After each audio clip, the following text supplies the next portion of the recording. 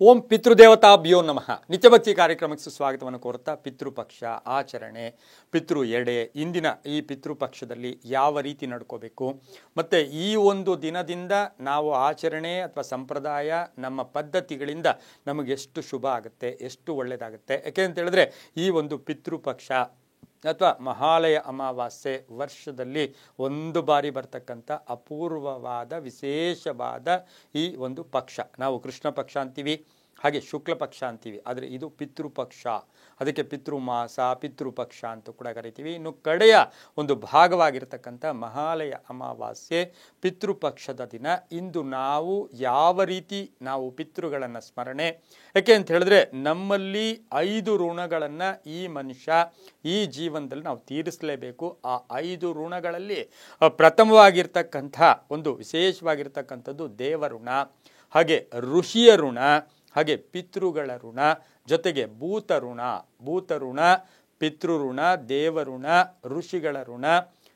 ಇವನ್ನ 5 ಋಣಗಳಲ್ಲಿ ತೀರಿಸ್ಕೋಬೇಕು. ಒಂದೊಂದನ್ನು ಕೂಡ ಒಂದೊಂದು ವಿಧವಾಗಿ ಆ ಋಣ ತೀರಿಸ್ಕೊಳ್ಳೋಕೆ ಪ್ರಯತ್ನ ಪಟ್ಟರೆ ಬಹು ವಿಶೇಷವಾಗಿರ್ತಕ್ಕಂಥದ್ದೇ ಪಿತೃಗಳ ಋಣ.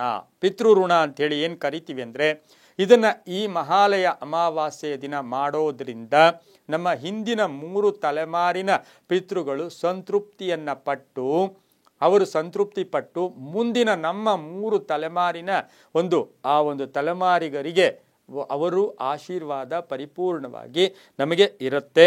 ನಾವು ಪಂಚಾಂಗದ ತಿಥಿಯ ಪ್ರಕಾರ ಈ 15 ದಿನಗಳಲ್ಲಿ ಯಾವುದೋ ಒಂದು ತಿಥಿಯಲ್ಲಿ ಮರಣಿಸಿದಂಥ ಪ್ರತಿಯೊಬ್ಬರಿಗೂ ಸಹ ಎಡೆಯನ್ನಿಟ್ಕೊಂಡು ಪೂಜೆ ಮಾಡಿಕೊಂಡು ಶ್ರದ್ಧಾಭಕ್ತಿಯಿಂದ 15 ದಿನ ಆಚರಣೆ ಮಾಡಿರ್ತೀರ. ಕೆಲವರು ವರ್ಷ ಪೂರ್ತಿ ಆಚರಣೆ ಮಾಡ್ತೀರಾ, ವರ್ಷಕ್ಕೊಂದ್ಸರಿ ಆಚರಣೆ ಮಾಡ್ತೀರಾ. ಆದರೆ ಈ 15 ದಿನ ಮಾಡದೇ ಇದ್ರೂ ಪರವಾಗಿಲ್ಲ, ಇಂದು ಪಿತೃಪಕ್ಷ, ಪಿತೃಗಳ ಎಡೆಯನ್ನು ಹಾಕಲೇಬೇಕು. ಇದನ್ನೇ ನಾವು ಸರ್ವ ಪಿತೃ ಅಮಾವಾಸ್ಯ ಅಂತ ಕರಿತೀವಿ. ಯಾಕೆಂದರೆ ನಮ್ಮಲ್ಲಿ ಸ್ವರ್ಗಲೋಕ, ನರಕಲೋಕ, ಆ ಲೋಕ, ಈ ಲೋಕ ಜೊತೆಗೆ ಒಂದು ಪಿತೃಲೋಕ ಅಂತಿದೆ. ಆ ಪಿತೃಲೋಕಕ್ಕೆ ನಮ್ಮ ಪೂರ್ವಜರು ಇಲ್ಲಿಂದ ದೇಹತ್ಯಾಗವನ್ನು ಮಾಡಿ ಹೊರಟಾಗ ಅವರು ಪಿತೃಲೋಕಕ್ಕೂ ಹೋಗದೆ ಭೂಮಿಯಲ್ಲೂ ಇಲ್ಲದೆ ಮಧ್ಯೆ ಇರ್ತಕ್ಕಂಥವ್ರಿಗೆ ನಾವು ಪಿಂಡ ಪ್ರದಾನ ತರ್ಪಣ ಇರ್ಬೋದು, ಶ್ರಾದ್ದಗಳನ್ನು ಮಾಡಿದಾಗ ಆ ಒಂದು ಆತ್ಮಗಳು ಪೂರ್ಣವಾಗಿ ಸ್ವರ್ಗಸ್ಥರು ಕೂಡ ಆಗ್ತಕ್ಕಂಥ ಸಾಧ್ಯತೆ ಇರುತ್ತೆ. ಸೂರ್ಯನು ಕನ್ಯಾ ರಾಶಿಯಲ್ಲಿ ಸಂಚಾರ ಮಾಡ್ತಾ ಇರ್ತಕ್ಕಂಥ ಸಂದರ್ಭದಲ್ಲಿ ಪಿತೃಗಳು ಭೂಲೋಕಕ್ಕೆ ಬರ್ತಾರೆ ಅಂತಕ್ಕಂಥ ಒಂದು ಸಂಪ್ರದಾಯ ಕೂಡ ಇರುತ್ತೆ. ಹಾಗಾಗಿ ಈ ಒಂದು ಅಪರ ಕಾರ್ಯಗಳು ಅಂತೂ ಕೂಡ ನಾವು ಕರಿತೀವಿ. ಇಲ್ಲಿ ಬಹುಮುಖ್ಯವಾಗಿ ಬೆಳಗಿನ ಜಾವ ಮನೆಯನ್ನು ಶುದ್ಧಿ ಮಾಡಿಕೊಂಡು ಪಿತೃಗಳ ಎಡೆಯನ್ನು ಹಾಕ್ತಕ್ಕಂಥದ್ದು, ಹಾಗೆಯೇ ದಾನ ಧರ್ಮಗಳನ್ನು ಮಾಡ್ತಕ್ಕಂಥದ್ದು. ಈ ಅಮಾವಾಸ್ಯೆಯ ದಿನ ಪಿತೃಗಳಿಗೆ ಎಡೆ ಅಂತೀವಿ ಅಥವಾ ನೈವೇದ್ಯ ಅಂತೀವಿ. ಇಲ್ಲಿ ಮಾಡ್ತಕ್ಕಂಥ ಅನ್ನ ಇರ್ಬೋದು, ಹಾಲಿನ ಒಂದು ಪದಾರ್ಥ ಇರ್ಬೋದು, ಬೆಲ್ಲದ ಪದಾರ್ಥ ಇರ್ಬೋದು, ಹಾಗೆ ವಿಧ ವಿಧವಾದ ತರಕಾರಿಗಳಿಂದ ಮಾಡಿದಂತಹ ಒಂದು ಭಕ್ಷ್ಯಗಳಿರ್ಬೋದು.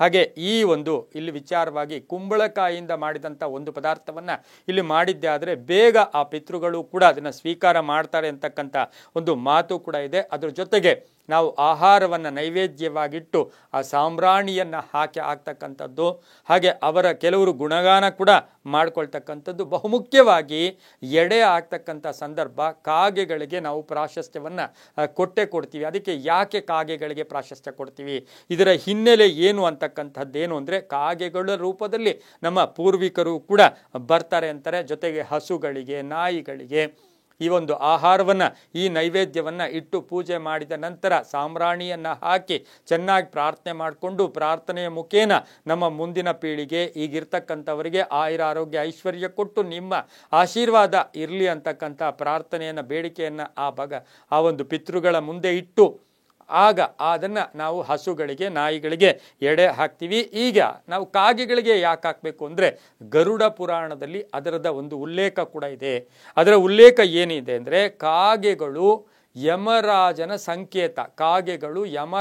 ಸಂಕೇತ ಕೂಡ ಆಗಿರ್ತಕ್ಕಂಥದ್ದಾಗಿದ್ದು, ಶ್ರಾದ್ದದ ಸಮಯದಲ್ಲಿ ಕಾಗೆಗಳು ಆಹಾರವನ್ನು ಸೇವಿಸಿದರೆ ಪೂರ್ವಿಕರ ಆತ್ಮಕ್ಕೆ ಶಾಂತಿ, ಪೂರ್ವಿಕರಿಗೆ ಪರಿಪೂರ್ಣವಾಗಿ ಮುಕ್ತಿ ಕೂಡ ಸಿಗುತ್ತೆ ಅಂತಕ್ಕಂಥದ್ದನ್ನು ಗರುಡ ಪುರಾಣದಲ್ಲಿ ಉಲ್ಲೇಖ ಇರ್ತಕ್ಕಂಥದ್ದು. ಸಾಕ್ಷಾತ್ ಯಮಧರ್ಮರಾಜನೇ ಕಾಗೆಗಳಿಗೆ ಒಂದು ಪರ್ಮಿಷನ್ ಕೊಟ್ಟಿದ್ದಾನೆ ಅಥವಾ ವರ ಕೊಟ್ಟಿದ್ದಾನಂತೆ.